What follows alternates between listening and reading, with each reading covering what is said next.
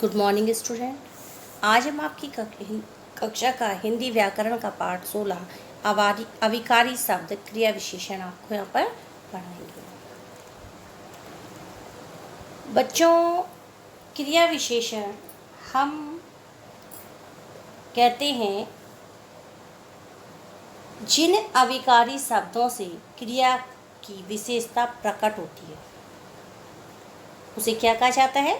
क्रिया विशेषण शब्द। यहाँ पर आपको एक पिक्चर दी है जिसमें कि आपको एक ये बताया है कि कोई टीम है जो क्रिकेट खेल रही है। टीम सुबह से क्रिकेट खेल रही है, उसने 230 रन बनाए। खिलाड़ी मैदान में चारों तरफ खड़े हैं। गेंदबाज तेजी से दौड़कर गेंद फेंक रहा है। खेल निर्णय के अंतिम पड़ाव पर है। सारे दर्शक दम साधे बैठे हैं। आपको एक गद्यांश दिया है। इस गद्यांश में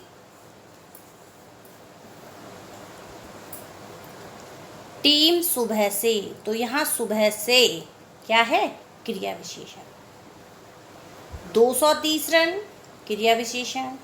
मैदान में चारों तरफ, ये क्या है? क्रिया विशेषण। ठीक। तेजी से, ये भी आपका क्रिया विशेषण आता है। क्रिया विशेषण को हम अविकारी शब्द भी कहते हैं।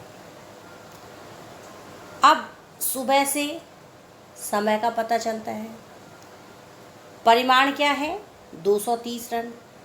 और स्थान मैदान में। किस प्रकार से खेल रहे हैं? तेजी से। ठीक है। इस प्रकार हम कह सकते हैं कि क्रिया के विषय में समय, स्थान, मात्रा तथा तरीका पता चलता है। क्रिया के विषय में ये सारी जानकारी देने वाले शब्द ही क्या कहलाए जाते हैं? क्रिया विशेषण।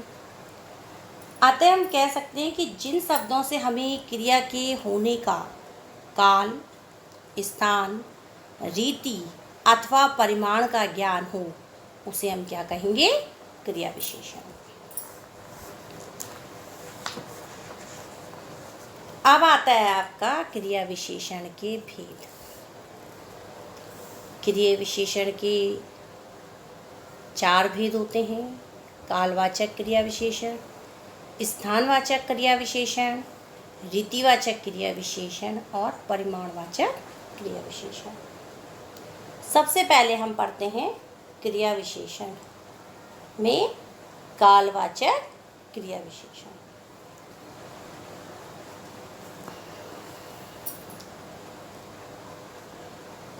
जैसा कि आप जानते हैं कि काल का अर्थ क्या होता है? समय। क्रिया के होने का समय बताने वाला शब्द ही कालवाचक क्रिया विशेषण कहलाता है। अब आपको यहाँ पर उदाहरण दिया है कि विशाल रोज सुबह स्कूल जाता है। ठीक है। दादी माँ शाम को मंदिर जाएंगी। रोज सुबह और शाम, ये क्या है? क्रिया होने का समय, सुबह और शाम।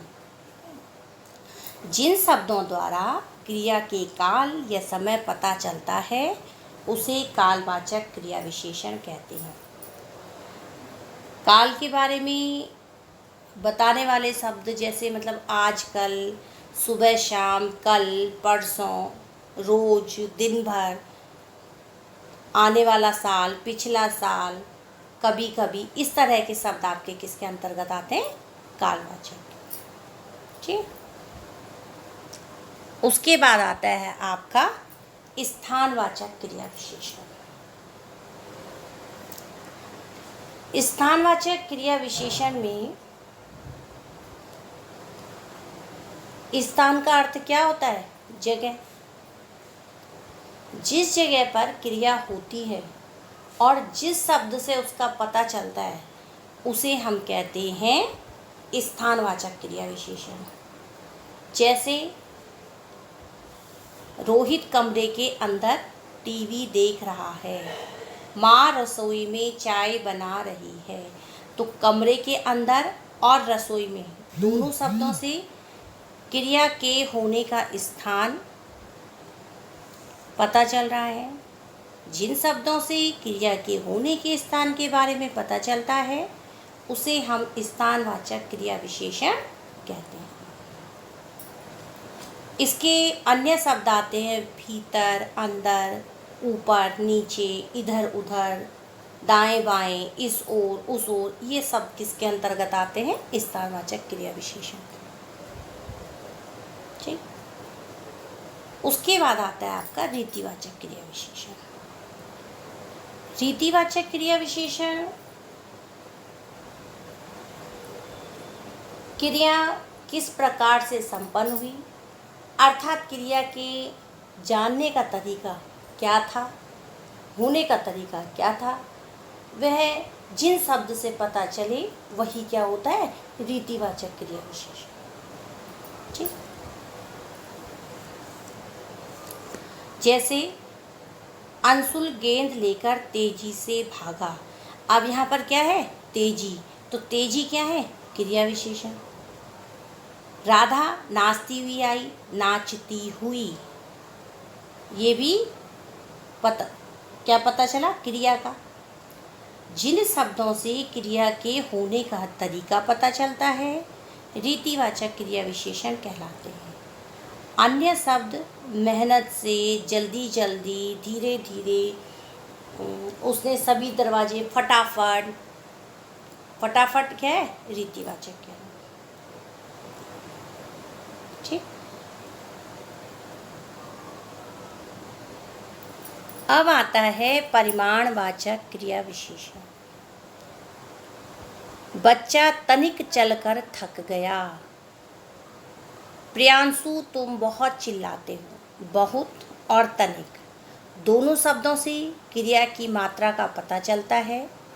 जिन शब्दों से क्रिया की मात्रा का ज्ञान हो वो परिमाणवाचक क्रिया विशेषण कहलाते हैं।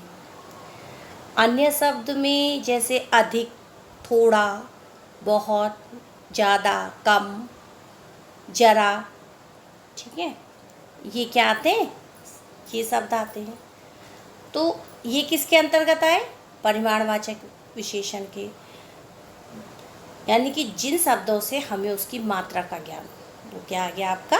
परिमाणवाचक क्रिया विशेषण। अब इसको पहचानने के कुछ नियम होते हैं। जैसे कालवाचक क्रिया विशेषण क्रिया के साथ कब लगकर, ठीक है, जब कब लगाकर हम क्या पूछते हैं? प्रश्न करते हैं। तो जो उत्तर हमें प्राप्त होगा वही कालवाचक क्रिया विशेषण के होगा। जैसे हम बाजार गए थे, कब? परसों। ठीक।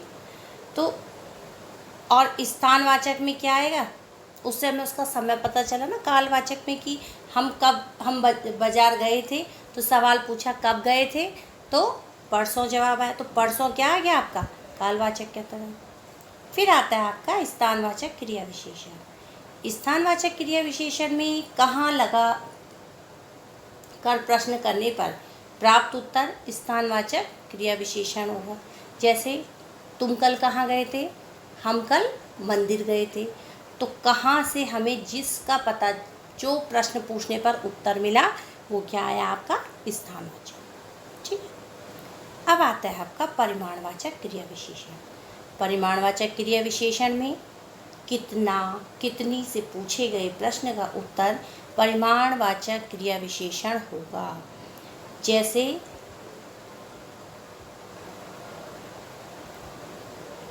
बच्चों को दौड़ना था इसलिए भोजन थोड़ा खाया था। तो अब थोड़ा क्या है? परिमाण। रीतिवाचक के अंतर्गत क्या आता है? जब हम प्रश्न पूछते हैं कैसे, कैसे शब्द से प्राप्त उत्तर ही रीतिवाचक क्रिया विशेषण होगा। ठीक है। जैसे बंदर को देखकर हर्षित जोर से चिल्लाया। तो जोर से ये क्या है आपका? रीतिवाचक क्रिया विशेषण। ठीक है।